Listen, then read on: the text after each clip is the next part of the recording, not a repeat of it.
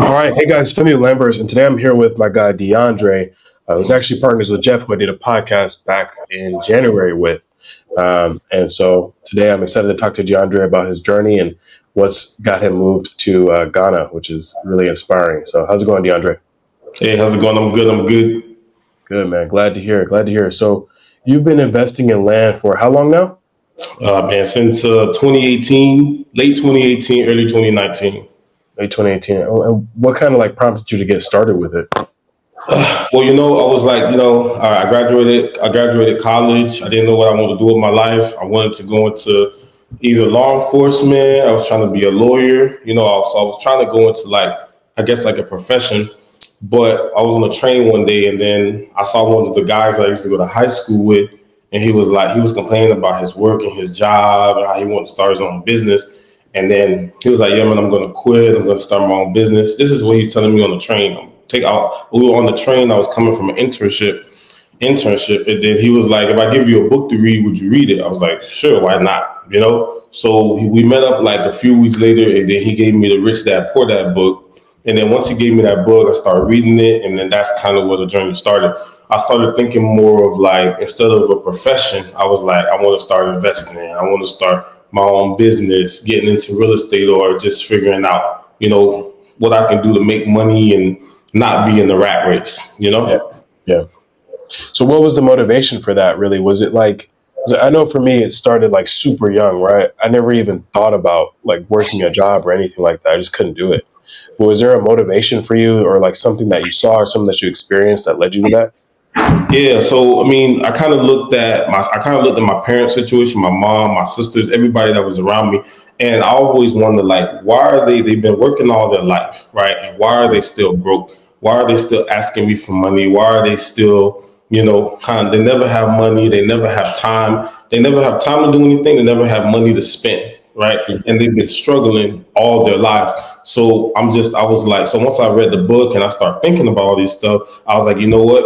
I think I want to take a different route. I don't want to just work some BS job or get into a profession, into a career. And then more than likely, I'll probably end up broke just like them.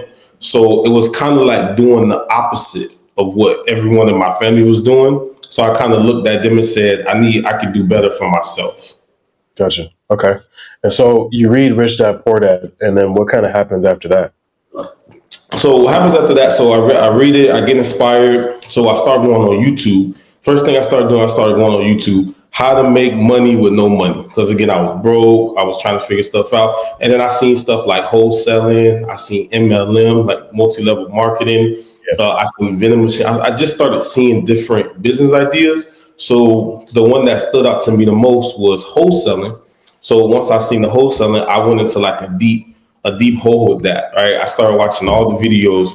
I didn't even know, I didn't even know what equity was. I'm looking up what is equity, what is this, what is a market. I didn't even know what a mortgage was. All right, I'm like, what is a mortgage? Like, I'm a 4-year college graduate student, fresh out of Florida Atlantic University. Don't know what equity, don't know mortgage, don't know anything about financial statements, balance sheets.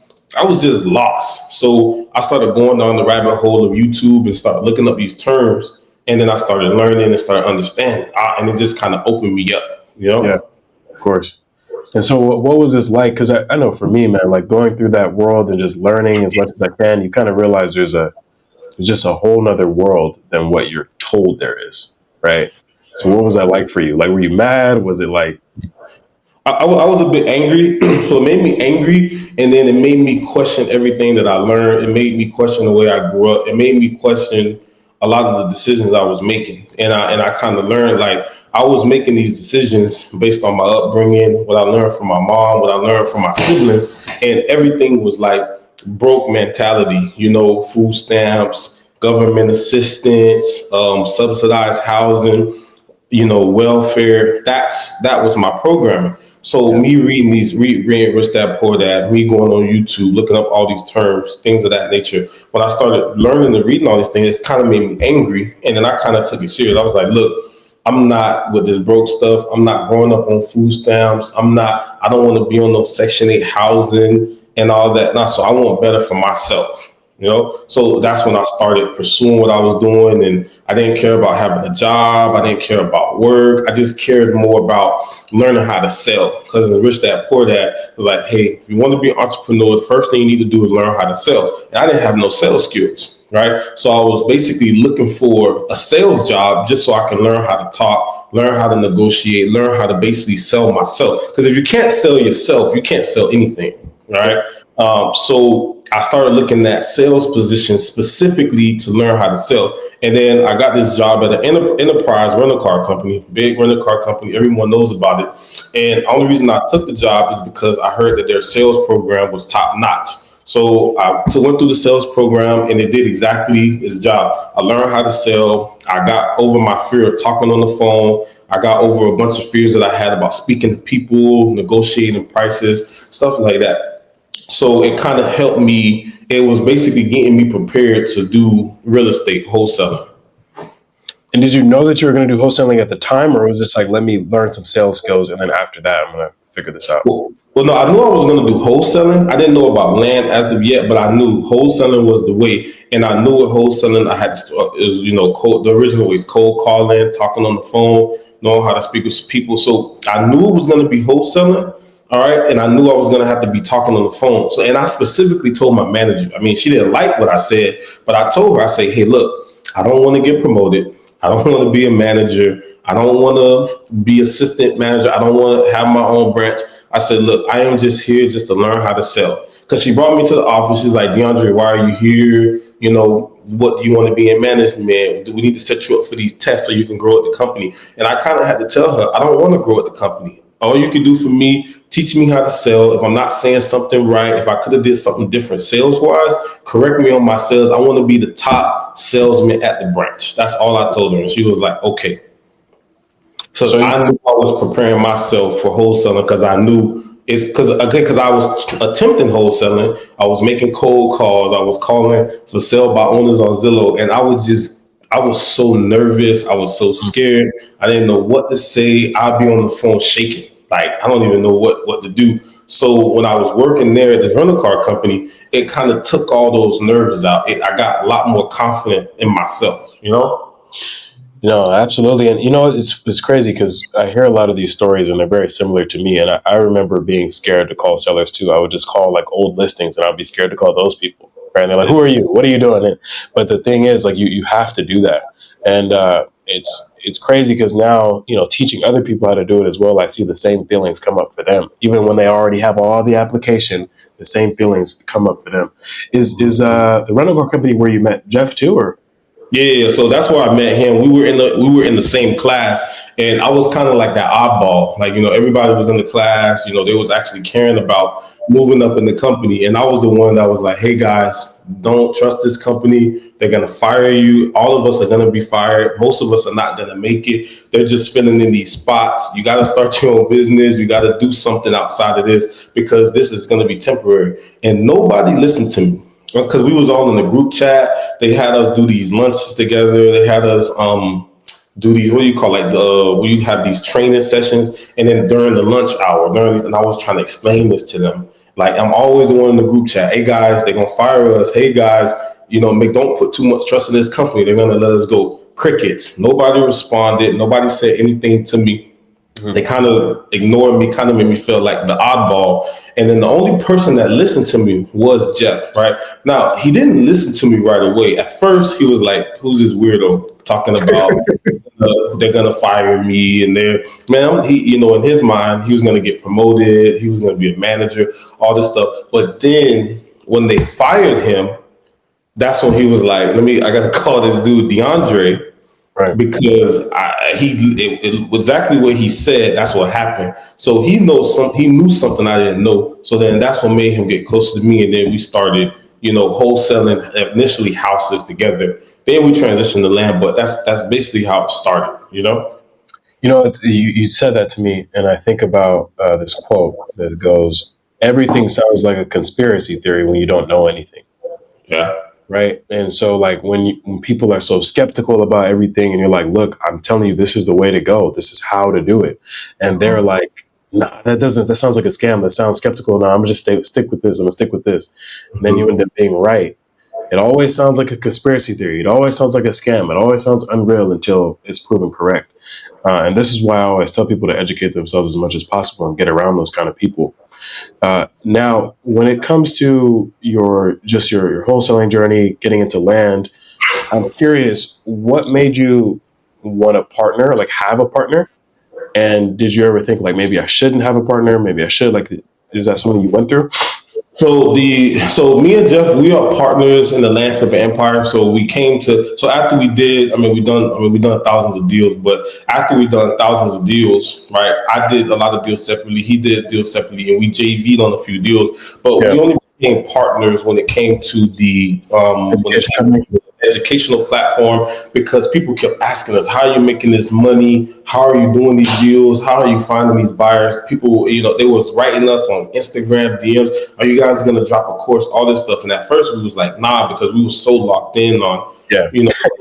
flipping, making money and making stuff happen. But then as the requests kept coming, then we decided, all right, we're going to start this educational program together because, again, people are requesting it. There's a demand there. So then that's why we launched it. But when it actually came to my land flipping business, my wholesale land business, I don't have partners that's just strictly my business. So we have our own separate wholesaling business, but we have our educational platform together.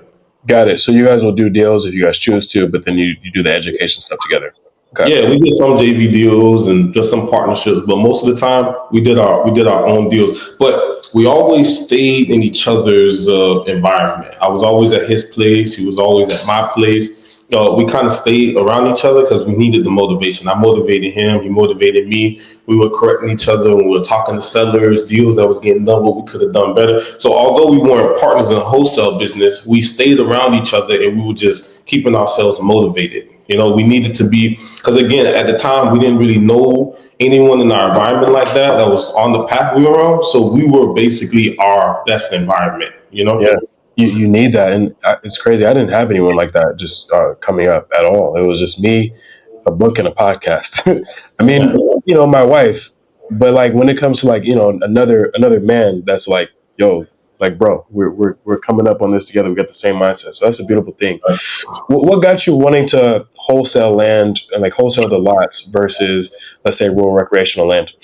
All right, so I think I was doing a lot of house deals. I was doing FISBOs, I was pulling lists, I was doing a bunch of house deals, and then Jeff ran into this girl on Instagram was talking about infill lots, and then she was doing this program, or she was doing this conference in Atlanta. He was like, "Hey, you should join me, about this land flipping in Atlanta. You should come." I was like, "I'll come, I'll come. I'll see what it's about." But I'm having success, wholesaling houses right now, but I'm open minded. So we went to the conference. It was mind blowing. They was talking about wholesaling infill lots, flipping land to builders, all basically everything between like 0 and like an acre of land, everything that's already in what do you call it? The neighborhoods, already in subdivided neighborhoods. So after that 2 or 3 day conference, we kind of took the information back. And then Jeff got started with the land right away, right? I still had a couple of house deals in the pipeline. And I was like, as soon as I'm done with these house deals, then I'm going to start transitioning, right? So he started doing a few land deals. And then next thing you know, I started to fall. I started to do a bunch of land deals after. But those came from strictly infill lots, 0 to 1 acre, dealing with builders like build to rent buyers, developers, builders that were building basically spec homes. There's builders that buy these infill lots because again, they already have power, they already have utilities, they're basically ready to go. So the moment that they buy it, they can start the build, pulling permits right away. So, and it was kind of like the deals were closing in 2 weeks, 30 days. I didn't have a deal that took more than 30 days to close, unless it was a probate or something special. But how quick the money was coming, 2 weeks to 30 days, it kind of became like a rush. And we just kept going. I just kept going. And on average, what are you guys profiting per deal at that time? So per deal is probably about five to $10,000 per deal. So anywhere in between. Gotcha. Okay. And now, is it still most of the same deals, or are you trying to like do bigger deals now, or what is that like for you? So it's similar to the same deals, and then now, so when you start getting a little bit more advanced, you can focus on bigger deals. So now I focus on I've increased my acreage a bit, and then when it comes to the infill lots, I've also increased the purchase prices that I'm going after. So the one thing about infill lots, you can have neighborhoods where lots are selling for 10K, right? I mean, there's a ceiling on that. You got to get them at 5, 6. You only make 4 to 5K, which is okay. So I was targeting a lot of these areas. Like I'm talking about, there were areas where I'll get lots on the contract at 3,000, selling them for 7. So I started to be like, okay, I want bigger spreads. I want bigger opportunities. So I started increasing the acreage, and then I started also increasing the sales prices, because what I noticed is that the location was the determination on the price, not the actual land itself. Right. Yeah. So if it's on the beach, if it was close to the beach, if it's in a certain neighborhood. So I kind of started targeting lots that was more like, let's say minimum, they were selling for like 100,000. Infill lots selling for 100,000. And I was surprised to see how many neighborhoods in Florida, right? Because I target the entire state of Florida, how many neighborhoods were infill. One lot was selling for like almost 100,000 or close to it. So I started being in that range so that I can basically target bigger spreads. Yeah, this is something that I learned actually early on, and it's funny because I never wanted to do any deals that made me 5 or 6K. Like I just couldn't do it because I was like, even 10K, I was like, I can't do this because the amount of effort that you put in. Because like, yeah, you make 5, 6, 10K on a deal, but then for some of these guys, you probably have to follow what 10, 15 times. Most of the follow ups, they for me and my system, they started to fall off at about the fifth follow up. Right. So that's when they will come out. Did some of them ever feel like, man, the effort that I'm putting into this wasn't worth this check? Like I should have got paid more for this. Yeah, of course. You do have a feeling like that, because sometimes, let's say you have a 5K spread, and then it got some taxes or some liens, something you didn't see. Title came up. The seller's being stubborn; they don't want to cover it, and your assignment fee goes from 5 to now it's 3, and because you agreed to cover some taxes, some liens. So, and then the seller took you through hell, and then there was an extension. So there have been deals where the spread comes down due to some other factors, and you're like, yo. I could have. I'm like, man, I put all this work. I only made 3. I should have. It just makes you think like there has to be obviously bigger opportunities with bigger spreads, and that's why I started targeting more higher sales prices and deals that was more worth it. Absolutely, yeah. Because once you do that, and I remember that changed the game for me because I stopped thinking about. I used to run my numbers. Okay, if I can just make $15,000 average profit per deal, but then it became no. What if I made $75,000 profit per deal? Well, then that means I only have to do 14 deals a year, and I make $1 million, right? And so that's what people will always talk about. And don't get me wrong, we've both done a lot of deals, right? But like people always say, well, I've done thousands of deals. I'm like, okay. But like, if you can just do like 200 great deals, then you make multiple millions of dollars. So, is that something you're getting into now? Just like longer term holds, and I saw you're doing something about you're investing in mobile homes as well. So yeah, so what happened is that I had an opportunity. I was doing some marketing in Mississippi. Right, because I started targeting bigger acreage, and then higher sales prices. So I came across this 2-acre parcel. Right, it was a 2-acre parcel, and then when I reached out to the owner that owned that, he was like, "Hey, he said it's actually 7 acres. It's 3 parcels. One was 3 acres, one was like 1 acre, one was 2. So it was really to like 6.9, but rounded up to 7. So he said that it's actually 7 acres, and I got a house on one of the lots." I'm on one of the lots, and the guy that I'm renting the house to, he did like a seller finance. He had no idea what he was doing, but he seller financed his house, toward this house that he had on the lot to this guy. And then the guy stopped making the payments. Him and his wife used to live in the house, and then he got a different job and he moved out. So he was thinking, I don't want to sell the house and all this land, so I'm going to rent it to this guy. The guy completely destroyed the house. I'm talking about like the roof was caving in. The holes in the walls, like the yard was messy. He had a extra like trailer to the side. Like he didn't maintain the property. So I was thinking, initially I was thinking, man, I can flip this and make like 30. This is like an easy 20, 30K wholesale deal, right? So that's the way I was thinking about it initially. But then the price that I got number one, I didn't know it was 7 acres, but when I found out it was 7 acres, and then when I negotiated him down to about 50,000, I was like, you know what? When I got the contract, something told me I need to close on this and buy it and have a different idea than just flipping it. Because at the time, I'm be honest with you, I had so much liquidity, right? And I needed to put some of this money to work anyway. So I did buy the 7 acres of land with the property on it for 50,000. Right. Mhm. So, and then, well, before I did that, I did call the city. I called the county. I figured out like, what can I do with this? Like, what, because it was like vacant. It was like residential rule, the zoning. And they said, and I never heard this before, but the county was like, oh, you can do whatever you want. I was like, huh? What do you mean? Like I'm like, because I'm in South Florida, right? Yeah. Well, I live in South Florida. So if you call, you can only do a duplex. You can only do a house. You can only, hey, you can't do nothing. You can't do nothing but this. I'm like, okay. So I call and they say, yeah, you can just do whatever you want. Just pull a permit. They was just so chill. So I'm like, I could do whatever I want. I was like, wow. So I kind of started doing research in the area and I started to notice a lot of like mobile homes. Like my neighbor across the street had a mobile home. There was a guy across from me that was building his own mobile home development, like these manufactured homes, mobile homes.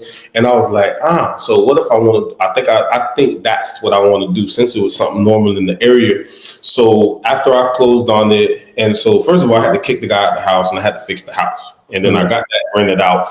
So now I got 7 acres of land. I got one property on it. I said, okay. So I want to build my own mobile home park. I don't know how to do this. I don't know what I'm doing, but let's see. So I get in contact with a mobile home dealer that was about 15 minutes out, and he kind of gave me the rundown. This is what normally the area. This is what the homes are going for. He was the mobile home dealer was educating me on what was happening, and he was, and the thing is, he was also an investor himself, right? You always want to make sure when you're listening to people, you want to make sure that they're doing what you're doing or they've already reached the level.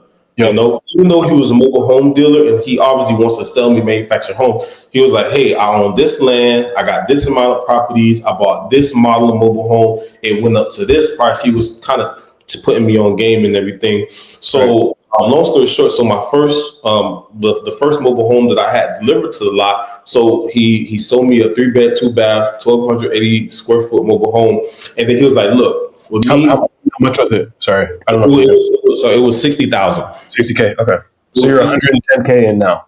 So I'm 110K in now. So he's like, it's 60,000. And then I was like, all right. So, and then, well, initially he tried to give me 70. It was higher. I negotiated him down to 60. And he said, and I was like, look, if I'm doing 60, it's 60 out the door, right? 60 out the door. I don't want to have to pay for anything else. And he said, you ain't got to worry about that. We do everything else. We deliver it. We do the plumbing. We do the electrical. We do the septic. We do the dirt pad. We do everything. I'm like, huh, really? Like it was just kind of, because again, when you think about building houses, you got to do foundation, you got to do all this stuff yourself. You got to hire all these people. But the mobile home dealer, he kind of made it easy for me because he basically is like, I'm going to do everything. You just got to just buy it. So and he literally kept his word. And once I we signed the contract, sent the money, we did everything. He literally made it so easy for me. All I had to do was like put a tenant in there to just start renting it out. So that is kind of, and then once I did that, I'm like, wow, how much more of these homes can I add to this 7-acre parcel so where I can get enough cash flow and do a lot of investing, So how much did you rent that first house out for? The one that I had to kick the guy out, or the first mobile home that the first mobile. So you ended up having 2 houses. Yeah, because there was one house already there, and then there was I put a mobile home right next to the first house. So now there's 2 houses on the lot, basically on this 7-acre parcel. So you fixed that one up because I'm sure he trashed it, and then you put another one there. And then so how much were you renting those both out for? Like, so what were you cash flowing to? So the first one I rented it for $1,400, and then the second one was rented for $1,200. Nice. Okay. Nice. And so, are you still building houses out there, or what's the plan with it? Man, I'm going berserks. I put two more mobile homes out there. So so now on the 7-acre parcel, I have four mobile homes in total. Okay. So the second home that I got delivered, I actually found the seller on Facebook Marketplace. I kind of it was a direct to seller, so I had to put the deal together myself, right? I remember waking up at 4 a.m, had to use the bathroom. I'm on Facebook Marketplace because I'm looking for more mobile homes, because what happened was that I went back to my mobile home dealer. I was like, hey, I need more mobile homes. He was like, DeAndre, we're an investor. I'm going to be honest with you. That price you paid, they're worth more now. I can't get you the same price, right? Because at the time, he was kind of telling me that, hey, I should buy more because in a year or whatever time, they're not going to be the same price. But I'm like, maybe he's just trying to, sell Sell me me more. more. Yeah. Right. But he was like, hey, I can't get you those same prices anymore. And Right. it was true. Like, especially when a lot of people don't know that these manufactured homes, they do go up in value. Okay. Especially when you own the land underneath and then you have the proper type, it goes up in value. If you just own a mobile home inside of a mobile home park, and you're paying a lot rent to somebody else and all that, it's not going up in value. You're only just getting cash flow, or you're only, whatever. But when you actually own the dirt, that's when you get appreciation and you get cash flow. Okay. Mm. So the second mobile home, I had to talk to this guy on Facebook Marketplace. He wanted like 54. And I remember being in the bathroom negotiating. I'm like, hey, look, I can do 25. Like, I'm talking about, he already did work to it. They did the roof, they did the floors, they did everything. I'm like, yo, this is sweet. And then so I'm off him 25K. He's like, nah, I got hired off of all this stuff. And then it turns out he didn't, right? And then me and him agreed to 30,000 for the home. And when I tell you, I sent him a contract right away. I'm talking about, like, got off like 30 minutes later. I got his email and I sent him a contract. Luckily, I caught him hours when he posted it, because once the next morning hit, he's like, yo, I'm getting all these offers and these DMs. People coming in 10,000. Yo, you really gonna buy? Like, he was basically like almost having regret that he signed with me at 30. So, and I knew I had a deal on this home. I just knew it. You just kind of know. It was like an instinct, Yeah. Yeah. It was like that investor instinct. So, so it just got to a point, and then I started understanding the process. All right, now for this one, I didn't have the mobile home dealer, so I had to do this for myself. I had to hire the electricians, the plumbers. I had to find my dirt guy.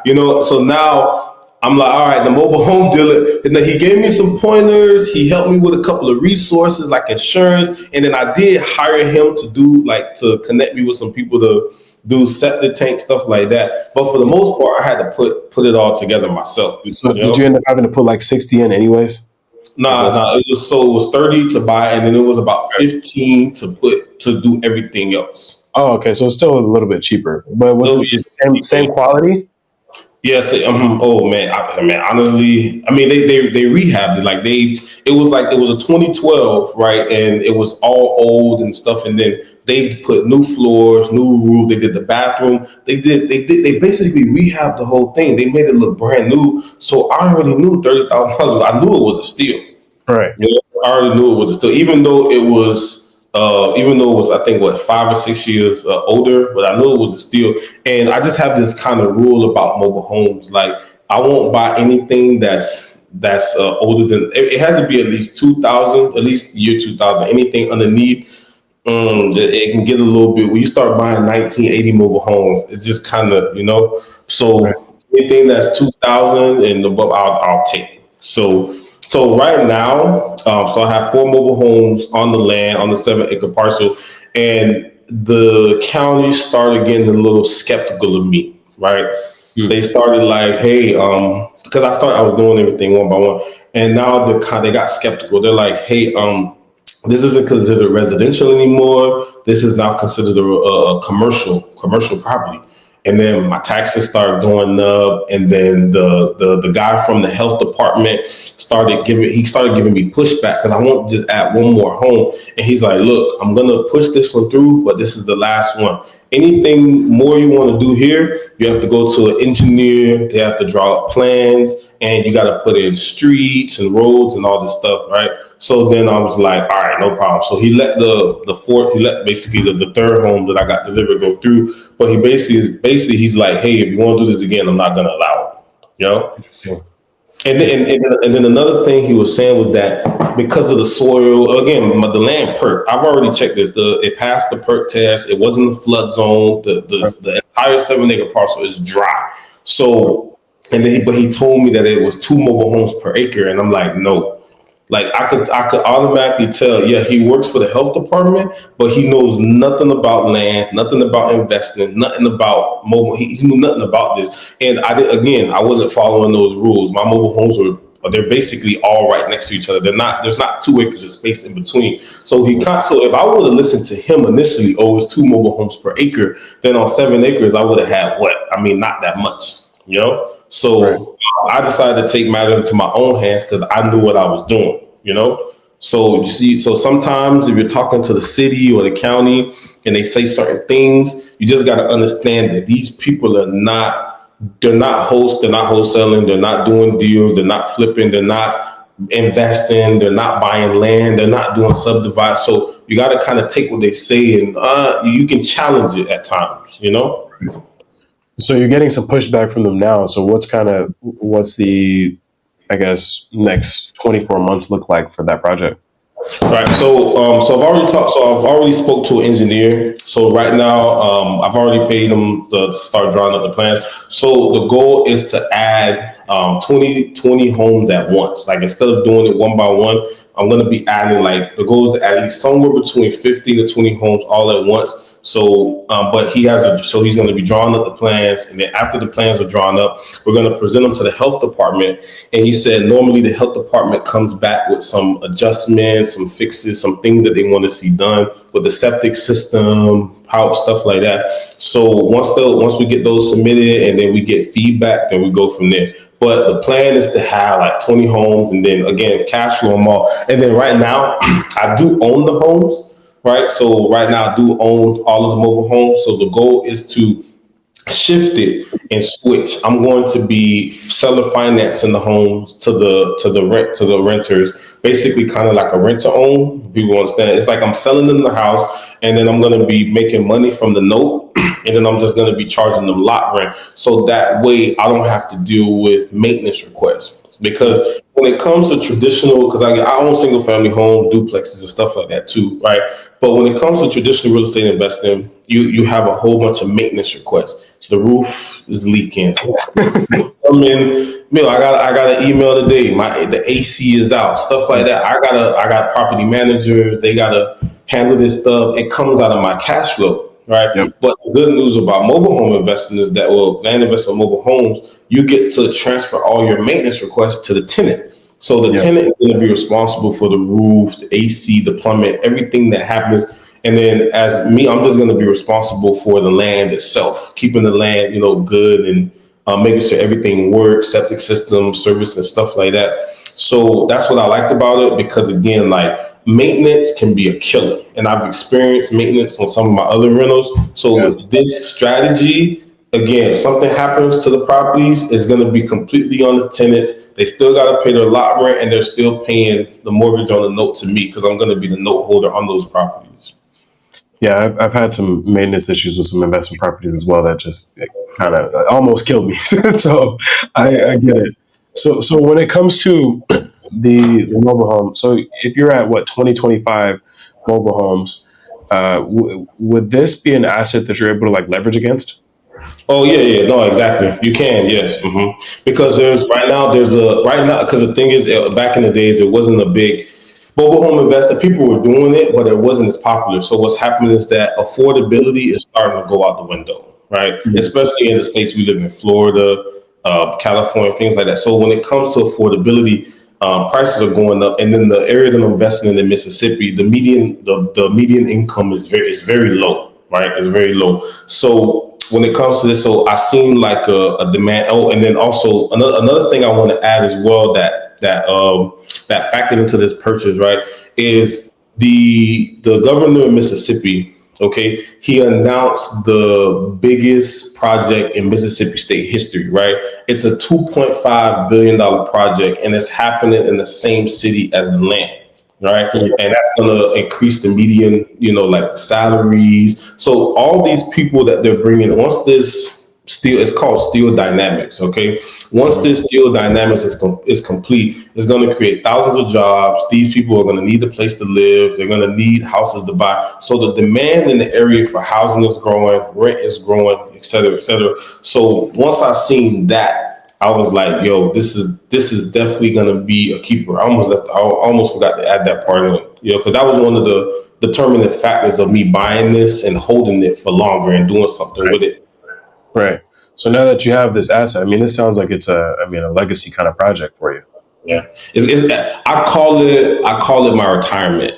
Some people they want to rely on the 401k. Some people want to rely on I don't know some type of retirement, Yeah. stocks, investors, stuff. Whether a job got a pension for them. I don't have a pension. I don't have a 401k. I don't have all those things. So I'm gonna create my own pension, my own retirement income because I just know for a fact like. I didn't want to be caught up in working a job and then, when it's time for me to retire, I got a 401k or some retirement plan and someone else is investing my money for me. So if that person doesn't sell and the market crashes or they make a decision that's not good and I lose money, I'm losing money based on what someone else did. You get what I'm saying? I told myself, I'm not going to let somebody else be in charge of my retirement. If I'm going to lose money, it's going to be based on the decisions I made, and I can blame myself and fix my mistakes. I don't. If somebody else lost money for me, I can't blame them. I got to blame myself. I gave them control. When you have 401ks, when you have these these IRAs, investment plans, stuff like that. If it's not something that you can control and invest out directly, they make the investment decisions for you. Yeah. So I'm deciding I'm taking my retirement in my own hands. And if it all fails and crumbles, then it's on me. I can't blame nobody else. But I rather take a risk on myself than someone else losing my retirement for me. And I'm 50, 60 years old. Like I'm thinking I'm gonna have this nest egg, and then this person didn't sell, and then I'm now half of my retirement is gone. Nah, I'm not doing that. Man, it's crazy. I can't tell you how many people I talk to that are in that age now, like the retirement age, and they're coming to me and asking me for advice on like how to make more money now because their retirement is fucked basically. I'm talking about people that have made millions of dollars and like had a pretty good salary, making 2-3 million bucks a year, but then still like they spent so much of it. They had weddings, they had this, they had that, they had to pay for this, all these kinds of things, and they get to 70 and then they're like, man, I don't know what to do. Like, so I want to start flipping land. Right. But it's like that tells you everything you need to know. Tells you everything you need to know. The system was not made and built for us. It was not. It was made and built for people that are they don't want you to think freely, right? And that's kind of how I feel a lot of the time. And so I love that you take control of that because it's the same thing I do. Like I don't want to get 50, 60 years old and not have control over what I'm doing. Like Yeah. or be like even the fact that you could get to a certain age and they'd be like, no, you can't access this money until you turn this age. Huh? What do you mean? This is my hard-earned money. What do you mean I can't access it? So even that for you, man, like where does that come from? Like where does that just that drive and motivation come from to just kind of do it on your own? I mean, it's just so it's just again. Like I look at my family, I look at my family, I look at the position that they're in, right? And then I say, if I make the decisions that they made, I'm gonna be like them. So I look at my mom, I look at my aunts, I look at the eight, because again, we're not gonna be young forever. They were at one point, they were 18, 19, 25, 30 years old. So I'm looking at them and I'm like, what do they have? What do they do? Okay, they work for this company all their life. They have to rely on Social Security and all these other benefits or all these other programs, and then they may have a retirement, but it's not enough to cover the expenses because again, like you said, like people that made a lot of money, but then they spent a lot of money because once you make more money, your expenses go up, right? Tax bills go up, if you don't have the right strategies, everything. Yeah. Exactly. So that's kind of what it was. Like they had all these expenses. Like I don't know. I couldn't see myself being like them. So I said I have to do something completely different, or I'm gonna end up like them. So I spoke positivity. I'm like, hey, I'm gonna be rich. I'm gonna be a millionaire. I'm gonna have cash flowing assets. I'm gonna have my own retirement. I'm gonna be in control of. So it just, and then again, like it just keeps me motivated, like every day again. And then now, like how you got into the teaching, I've been also teaching as well. And then I'm seeing 50-year-olds, 60-year-olds come to me. Hey, DeAndre, I've been a nurse for 30 years. I've been working at this hospital all my life. I looked at my retirement. They told me, I mean, not they told me, but I looked at it. It's not going to be enough money before I die. I'm going to run out of money before I die. Yeah. These Yeah. are nurses, doctors. I don't know. I met engineers, different people, and I'm like, yo, how old are you? How long you been at this job? How much did you contribute? I'm asking these questions, and again, it goes back to the same thing. There was, 401k match, IRA, all this extra stuff. They were just putting money in it. They weren't really focusing on the statements. Like, you get a statement every month. You're supposed to see like how much money you have this month. How much they don't. They just, I'm putting money to the side. It should be safe. Yeah. They don't really know what's going on. So then now after they're 40, 50 coming to me, hey, I need to learn land flipping. I don't want to be flipping land at 55, 60 years old. Yeah. Coming to I'm 29, about to do 30 this year. Coming to a 29-year-old dude, I'm over here 56 years old, talking about teaching me land flipping. It's like I can learn from this. I'm learning. I'm not learning. I could be his son. Yeah. His son. Yeah. Yeah. And it's funny, and I don't mean that it's not funny. I'm laughing because it's crazy that people are just put at such a disadvantage, and it makes me upset. So like I feel like I laugh just but no, man. Like I'm probably many people that I teach and many of my clients are probably people that not even I could be their son, I could be their grandson, right? And oh my god, it's crazy, but it's like this is what happens when you take knowledge and you apply it and you make it happen for yourself, and that's very powerful. I want to ask you this too, because I do want to expand on that topic, but I also wanted to ask you, like, I feel like a lot of people that look like us, especially when they're starting, they do this thing where they kind of put themselves at a disadvantage and be like, oh, well, I'm black, so I got to work 10 times as hard. Oh, well, I'm black, so I got to do this. Oh, well, I'm black, so I'm this. Now, this is a very nuanced question, but first and foremost, do you feel like you have some extra motivation because of the way you look, where you come from, the way you talk, the way you dress? Do you feel like you have an extra motivation to, let's say, prove some people wrong and prove the world wrong and become the wealthiest person that you could possibly be? That's the first question. I would say yes, because I do like to lead by example because again, when I grew up in a not so good neighborhood, very crime ridden, just everything, just robberies, break-ins, drugs, all those things. So I grew up in that type of neighborhood. So everybody assume you grew up in these neighborhoods, you're not gonna do nothing with your life, you're gonna be in jail, end up dead. That's kind of the what I was hearing when I was growing up. But so I kind of like felt like, nah, like I'm gonna make it out of this neighborhood and I'm gonna, prove to myself and prove to everyone else I can actually do this. I'm not just gonna fall into a statistic of being dead or going to jail. So there is a part of me that it does motivate me, like, hey, I'm this kid that made it out of the slums of this bad neighborhood, and now I'm a six-figure land for business. I got the mobile home park going, started a software company, and then again, the educational company as well. So, I came from a lot of came from humble beginnings. So there is a part that's like, okay, I'm black. Okay, I'm young. Okay, I'm this. And we have these certain stereotypes. He's black, he's young.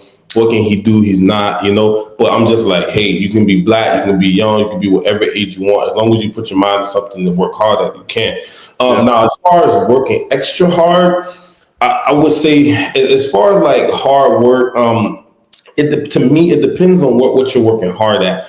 If you're working extra harder at your 9 to 5, I don't think it's going to make a difference. But if you're extra hard on your business and building systems and trying to learn how to do bigger deals and more deals, then that's worth. So I think hard work is okay, but if you're working hard to the wrong thing, you're just going to be on a treadmill.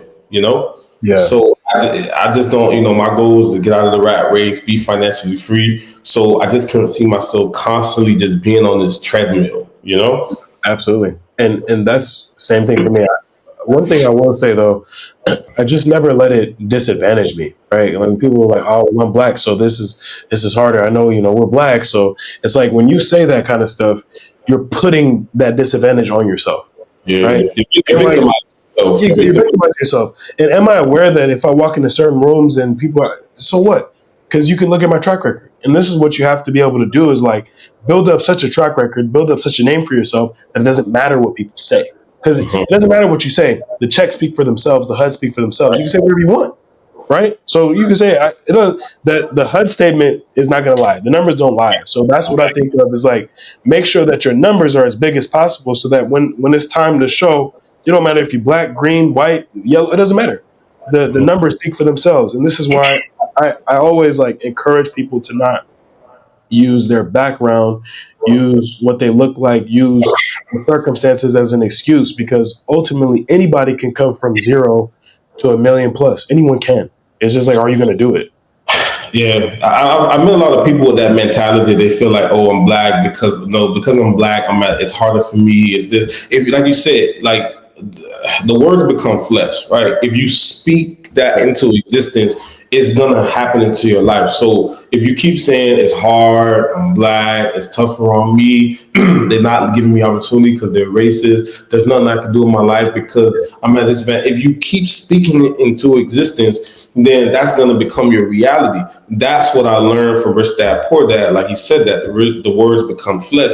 And I noticed the words that I was using, and I was using at the time poor words. Food stamp, Section 8, and oh man, WIC, and all these subsidiary welfare programs. Oh, I need the government to pay for this, or I need the program to pay for that. I was noticing that language, and I said, from this day forward, I'm not saying I can't afford it. I'm not relying on any of these programs. I'm not using these certain words. And it got to a point where I had to tell my family members, like, hey, right, you got to start speaking that way around the kids. Y'all kids, because I got nieces, I got nephews, I got little cousins coming up. And I'm like, hey, don't talk about that around them, please. Y'all, if y'all want to do that, that's okay. Y'all want to talk about welfare, cool. Talk about it amongst yourselves, but don't poison my nieces and nephews. I got to talk positivity to them. I have to show them the properties. I got to show them I don't show them all the money because then they're going to keep asking my nieces. Yeah. you can't do that. Give them an idea of what the possibilities are like so that they can, I'm kind of like rewiring them now so they don't have to kind of learn late like I did after I graduated from college. If they can learn now while they're 15 and 16, versus learning when you just graduated from university, then it'll be better, Absolutely. And man, flesh become words, like you said. And words become flesh. Yeah, yes. Have you used like any just metaphysical practices and law of attraction, manifestation, visualization, and to get to where you are now? I wouldn't say that necessarily, but I would say that I got to a point where I kind of closed myself in the room and I was reading a lot of books, and I kind of had to attack my mindset. And then also, I kind of noticed that from a spiritual perspective, I was allowing things that were out of my control to kind of dictate my moods and my behavior. So I got to a point where I'm like, hey, there's things that are within your control, things that are outside of your control. So I stopped stressing about things that are outside of my control, and I just started focusing on things that are within my control. So, and it wasn't necessarily meditation. It was just kind of like becoming one more with yourself, understanding that we have like all this thing. It's called self-sabotage, basically. Yep. Where we sabotage ourselves. As soon as we make a goal, or as soon as we say we're going to the gym, there's a little voice that's like, you ain't going to the gym. You can't go, or I want to lose weight. You ain't going to lose that weight. Or I want to eat better. You're going to eat pizza. There's always that little voice, self-sabotaging voice that comes along when you're trying to make goals, you're trying to accomplish certain things. So I just kind of learned when I was on that spiritual journey that, hey, those words are not you, those thoughts that you're hearing, those negative thoughts, you have to basically blank them out. You hear them, but it's not you. So don't become one with those negative thoughts. So I did have a journey of that, and it really helped me because I think about it. Why am I sabotaging myself in my own mind?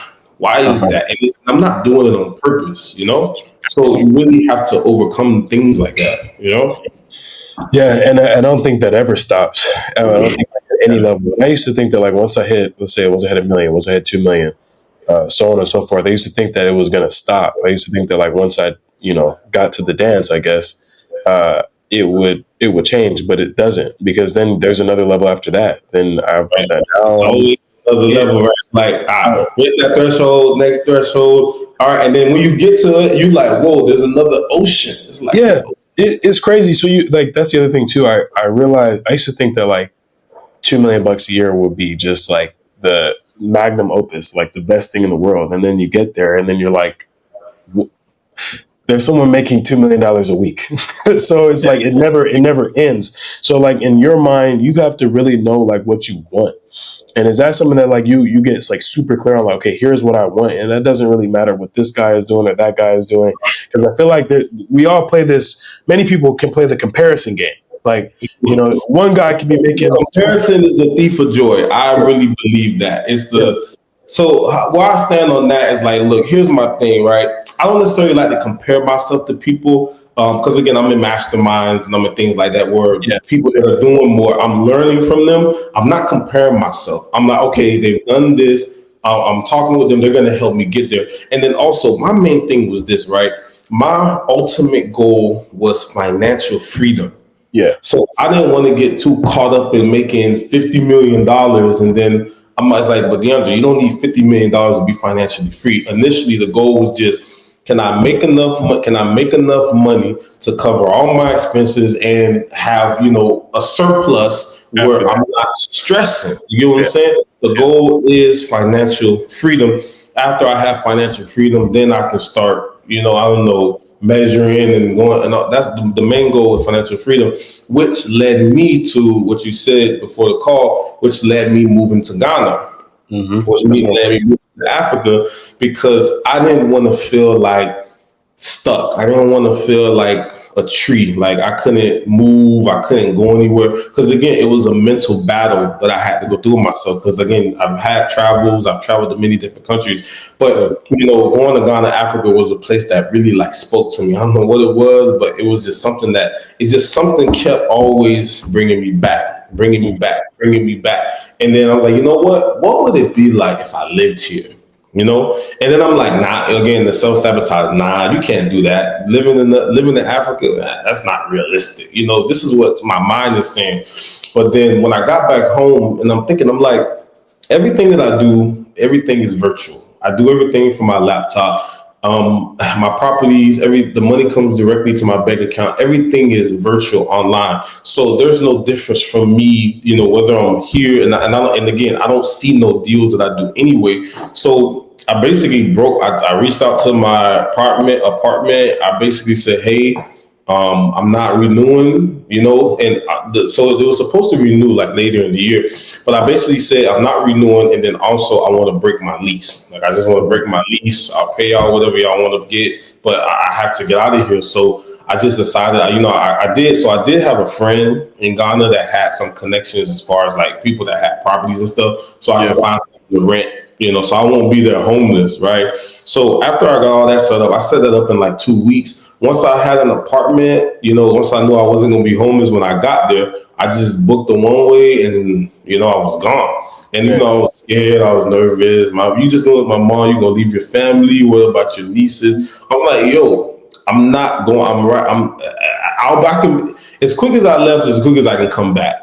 Right. right, Like, it's not like I'm going forever. I'm stuck there. Like I always tell my mom, 'cause my mom missed me a lot. I'm like, Mom, if I really wanted to, I could be back in the US tomorrow. So, but I be trying to tell her, like, I'm not trying to like keep myself trapped in just one place. Like, yeah, moving here was probably one of the best decisions I made in my life. Just the environment, the food, and then also it opened up another ocean because the real estate here is booming. When I say booming, I mean like I was surprised. Every street, there's new houses, new apartments going up. They got the cranes everywhere. Like you can't drive on the street here in Ghana without construction people stopping, going. It's just chaos. It's controlled chaos going everywhere because the area is growing so much. I've already met up with some developers here, talked to some agents, some real estate investors, and honestly, 10 years from now, this place is just not going to look the same. So now I'm like, man, do I keep investing in the US or do I change to Africa? Do I start put in my mind, my time, my skills, everything I learned here, So it's kind of like, do I keep doing what I'm doing and building in the US, or do I transfer all that to here and then just build from here? And this is one of the main things I want to talk about today. So I'm happy we're talking about it. So first things first, do you get this like sense of home being there? Oh yeah, like I get it. Yeah, it's a sense of like home, a sense of belonging. It's a sense like this is where I should be. You feel at home. You feel like this is where you need to be. This is, and especially when you learn the history and then you go to the castle and learn where our ancestors were enslaved. So you start to kind of feel connected to the country. Yeah. So it is like a sense of like, it's like a belonging. And it's always this question, like, because again, I'm African American, right? I don't know if I'm Ghanaian. I don't know if I'm Nigerian. I don't know if we don't know. We don't know. I don't know. I mean, I don't know what I am. Have you have you done the test yet? You don't know where you're from? I haven't done the ancestry test, but I heard of one called Black Ancestry or something, right? Yeah. I know I'm Nigerian. My mom's side, though, I'm not sure. I think Haiti or something like that. But I think we did it back. So I think my mom's side, like it's they're Haitian. So, but my dad's side is Nigerian. So I have that connection. But I remember being 17. My mom sent me to Ghana for 2 weeks. And when I left, we were getting back on the plane. We're on the car ride back, and I remember I was just crying, like, like, like, just full on crying because I never felt like that before. Like I felt like I'm supposed to be, and that's not even like where I'm from, like in Africa, but like just being there and seeing people that look like you, and you don't experience certain things anymore. There's just certain transgressions of things you don't experience. Right. And I would really recommend that to anyone that watches this too. Like if you look like us, and even if you don't, go to Africa, because it's just that's where humans first of all started. Period. Right in Africa. So you need to go there. Now, when it comes to like just your peace of mind and the season that you're in currently, like how do you feel like that's helping you just being there? So honestly, I noticed that for people that travel, like it's a lot more peaceful here. I honestly feel more safer here than I do in the U.S. When I say that, people are like yeah, I feel more safe here. And then here, people are they're a lot more happier. Okay, you feel the energy more. You feel the vibes. People, the service, the customer service, the way they treat you, how people talk. How respectful they are. It's just it brings the sense of peace. It brings the sense of like chill. Like it's not like the US where it's just like this 9 to 5 culture, you work, barely have any days off, stuff like that. So I don't know, I feel more at ease, I feel more relaxed, I don't know.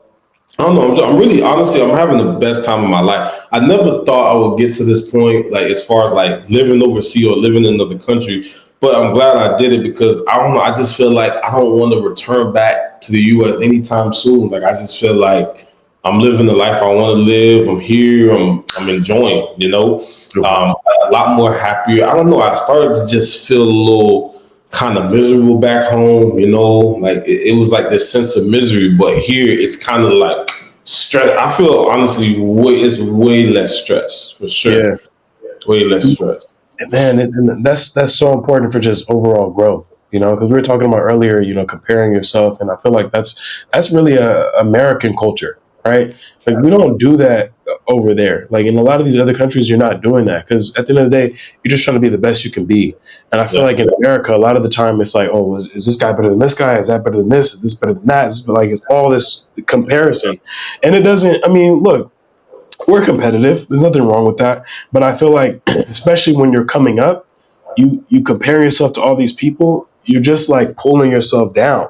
And so I feel like just putting yourself in situations where you can kind of just relax your mind and just work hard is just so important, bro. Like, so yeah, man. When it comes to investing out there, do you have plans and things like that you want to do, or?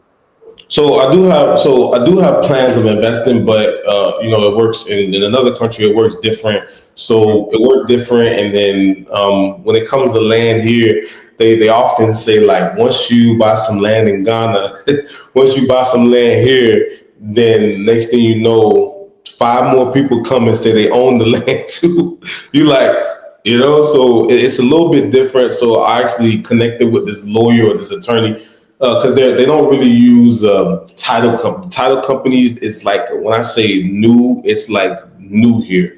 They're Hmm. just starting this whole title company stuff in the way. So I met this lawyer and we've been talking. And he said anything I want to do with land, with property, like go to him. He can help me make sure I'm actually buying.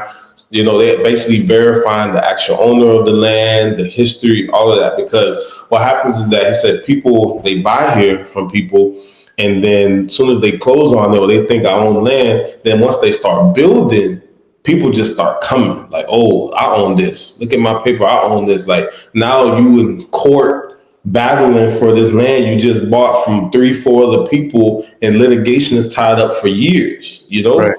And Right. you don't really own the land here. The chiefs own the land. The chiefs own the land. And it's like you buy it's like the chiefs own the land. And then it's like you're leasing the land from the chief. So you don't really own it. It's like a 99-year lease or something. And for you to actually own it, the chiefs have to grant it to you. So it's a different kind of process here. So I don't know it fully. I'm still learning it, but I'm trying to understand it so that when I do want to do something, I understand it and I have all the resources. Yeah, man. And once you figure it out, I feel like that's something that you could dominate pretty easily. So you've Yeah, already yeah. done. Figure it So out. It's gonna be killer. Gonna be yeah. killer. All right. Last two questions for you, man. So first question is, where do you see DeAndre 10 years from now? What do you see yourself doing? Where do you see yourself living? What do you like? What do you see happening in life, business, all around? Yeah, all right. Okay, so 10 years from now, I definitely see my mobile home park being finished. And that's bringing in at least 40, 50K a month passively. That's going to be done and over with by then. Still have my wholesaling business on autopilot. I'm going to have a full. I have 5 employees now, but having my business on complete autopilot where I don't have to really focus on it too much with the land flipping. And then as far as living situation, man, because here's the thing. Although I'm living in Ghana and I love this place, I'm still trying other countries. Like I'm going to Senegal, that's another part of West Africa. I'm going to South Africa. I've been to Cape Town. So I was thinking about going back there, so I want to see like is Ghana the like I want to see is Ghana like the place like are any of these Next up for other you. places? Yeah, I also want to visit Nigeria too. Because Yeah. most people tell me I look Nigerian. Everywhere I go, you're Nigerian, Nigerian. I don't know why, You but do look Nigerian. You do. That's what I was gonna guess. So yeah. yeah, they say, "Oh, you look Igbo. You look Igbo." Like, I don't even know what Igbo is. But all right. All right. Yeah. So I'm trying to figure out is Ghana it? Am I going to get the same feeling in other African countries, or is this going to? So right now I'm trying to find out because there's other. So as far as living situation, I don't know which country, but I can say that more than likely it's going to be a country in Africa that I'm going to be settling in the next 10 years. Somewhere settling in Africa in the next 10 years. You think about building some stuff out there, Yeah. like just a huge estate for yourself out there. Yeah. So that's what the building is the way to go here. Building Yeah. is the way to go. Buying plots and land and then building. So that's the way to go. And I've already like right now, even the building I'm in now, this Mhm. guy forgot where he's from. I think he was from Italy, but he built this. He bought some land and he built like this 10 unit building that I'm in right now. And I'm using the office space. So and it's kind of like I wouldn't say it's an estate, but it's more like a compound. Yeah. So he got like a 10 unit building, and then in the back he also has his business where he sells like different material, where he supplies materials from Italy and then he sells it to people in the country. So he kind of have like a compound. So I could see myself doing something, whether it be I don't think I would build like just a house. But I see myself maybe building like a kind of like it's like a 10 unit, maybe a more unit building. And then maybe my unit would be like the penthouse, the top floor or something. And then I'm just renting out the rest of them, Airbnb. And then, I'm thinking more of that versus like, yeah, let me just build a house and just build one house and live in. I'm thinking like, all right, if I build a unit, the goal is everything that I do, I'm always thinking like, instead of thinking like a consumer, I always think like a producer. Yes, we're human beings. We need to consume, but I also need to produce. So yes, I need a place to live. That's without a doubt. That's consumption. But if I build something to where like this, where I'm living at here, but then I can rent out these other floors and or Airbnb them and have some money coming in. I'm also being a producer at the same time. So I'm Absolutely. always constantly like, how can I be? I'm a human. I'm gonna consume. I'm gonna consume. But how can I be? How can I produce more than I consume? You know? Absolutely. Yeah. We have to think like that because Yeah. that's how we self preserve and build wealth. Uh, I was going to say Morocco is a great place too. I haven't been yet, but I'm going to go this year, either this year or next year. We kind of got some trips planned out, but yeah, Morocco is great, and it's right by Spain too. So definitely something that you should check out. My last question is for the version of you that is just getting started on his journey and is taking the punches, is taking the kicks in the face, is getting hung up on, getting cursed out at, getting called all kinds of names, and doesn't know if this is going to work out or not. What do you tell him? You talking about you saying more like the people who say those things? No, no, no. For the version of yourself that was going through that, because I know we've all had to go through that to get here. Oh, right. So you're saying like when out like all the self doubt. Yeah, absolutely. Yeah. So I mean, so obviously you have to speak. You have to speak words of positivity, and then really have to be positive with yourself. And you really just have to understand like all those thoughts that you're thinking, all these self sabotaging things. It's not you.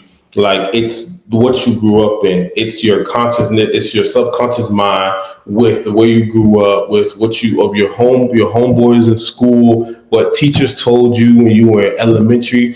You know, that's your subconscious mind. Because now when you start making changes, when you start doing different things, right, you're messing with your subconscious. Your subconscious is saying, I don't like this. DeAndre's starting to wake up.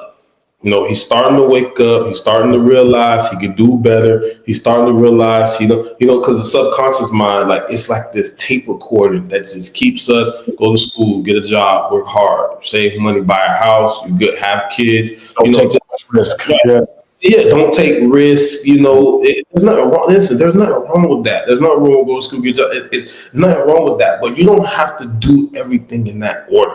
You yeah, can write your own story. It doesn't have to be this whole societal. So again, you have this just tape recording. That, again, most people don't know that they have it. Right? They don't know they're having these. They don't know. They wake up. They do the same things. They wake up, and they're like, "Why am I like?" And then someday. Everybody has to wake up and say, why am I here in life? What's my purpose? Why am I working this job? Why am I complaining about traffic every day? Why am I struggling? Why I ain't got no money every time I pay my bills, I ain't got no money. When you start asking those questions, like you have to want to change it. Like, all right, I'm gonna figure out why, and then I'm gonna figure out a solution. But if you just ask the questions and then you just go back to watching Netflix, go back to watching TV, go back to I don't know, just go. If you just keep listening to that tape recording, 40 years, 30 years go by, 40 years go by, you know what position you was in for the last all this time. So I really would say like I'm so glad that recording that I had, that subconscious recording that I had, I didn't listen to it. I created new thoughts, I created new goals, new opportunities, and I kind of unlocked the version of myself that I didn't even know I was capable of. yeah. So You know, you really have to get over that, you know. and I think I go ahead. Or you sorry? Can you say something? Go ahead. I was gonna say I used that to piss me off and make me mad. So like when I didn't have anything at all, I would be like, why don't I? Why am I not in this position yet? Why is this? Why? And then I would get mad. But you brought up a good point that most people actually just they're like, why is it that I'm broke?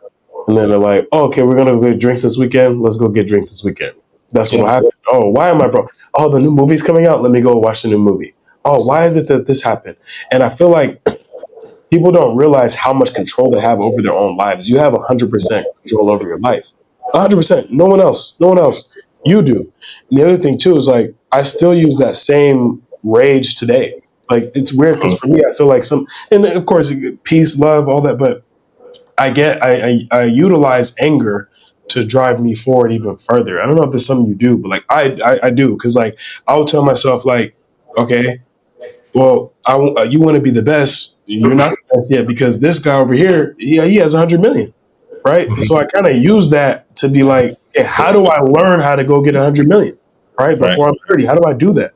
And these are things that like, and it's not about comparison, but it's like, how do I just be the best and just like keep pushing and keep pushing and keep pushing and never get comfortable?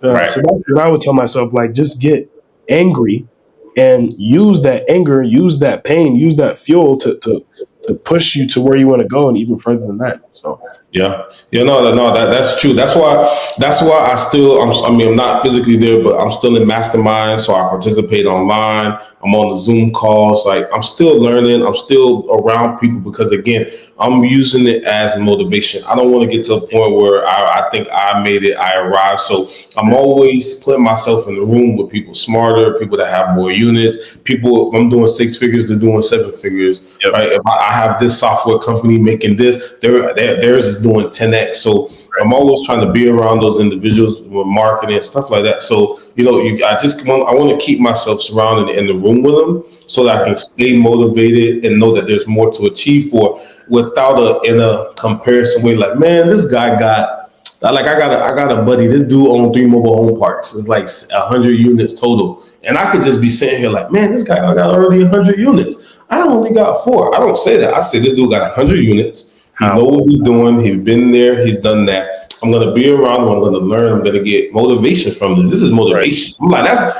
like, yo, that's awesome. That's amazing. You built that for yourself, right?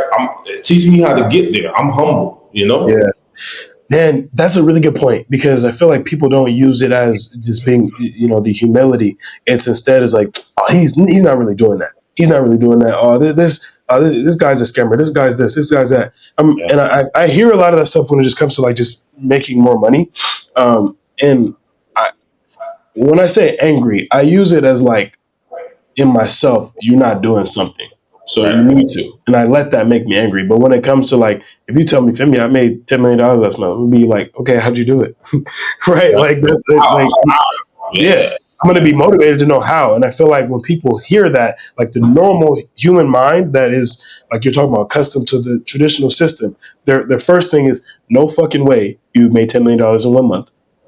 And if you did something illegal. And like, that's not right. You're greedy, right? This is what people will think.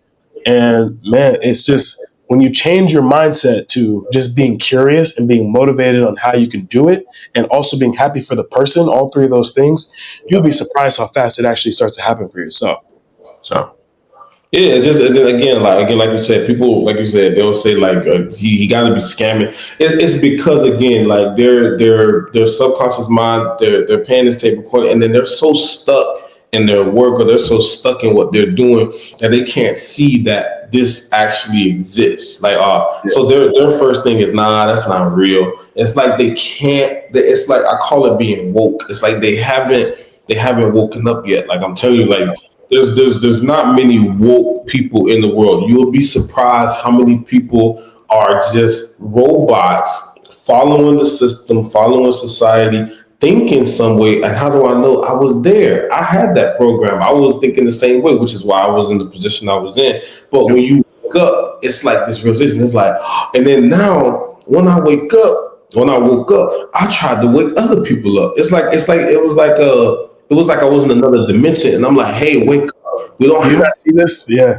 I'm like, you don't have to work this bullshit job. Yo, wake up! You don't have to deal with this. Yo, wake up!" And it's like, leave me alone. I don't want to do. It was like, and I was just trying to, especially when I first discovered real estate and wholesale. I was trying to talk to all my friends. I was trying to put them on game. I was thinking, I figured it out, y'all. Let's come up together. And I was trying to force it, and I realized. They just not woke. I'm the one that woke up. So all I can do now, lead by example, and then maybe if they see me or they are, maybe they see me, maybe they'll wake up, or maybe they will never. Maybe it's not their time. So I was too busy trying to force it and join me, and I can, and none of it worked. Like and then because again, you're around certain friends, and then you go and elevate yourself, and then 5 years later you come back, your friends are still in the same spot, and you like.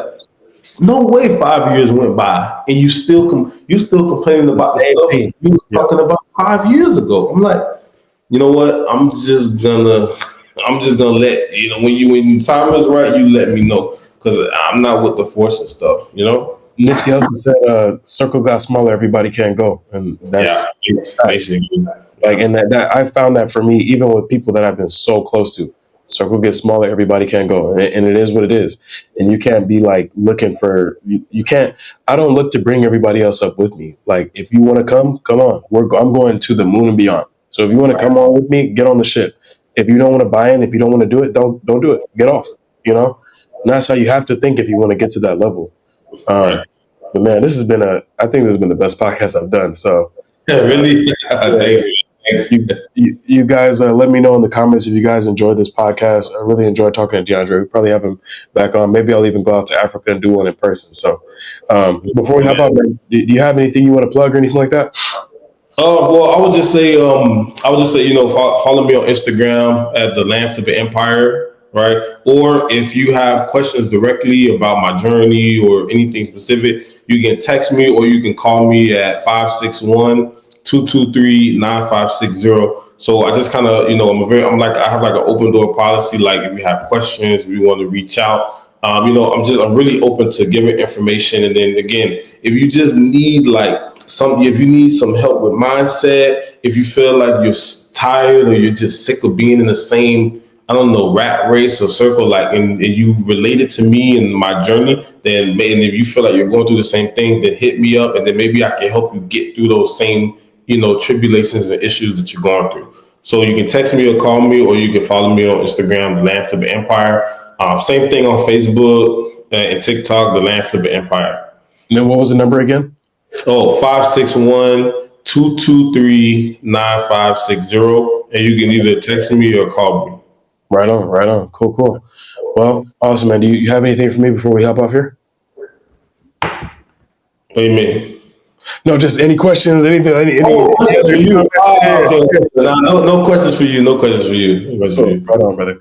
All right, man. Well, this has been a great podcast, and I'll see you guys on the next one. All right.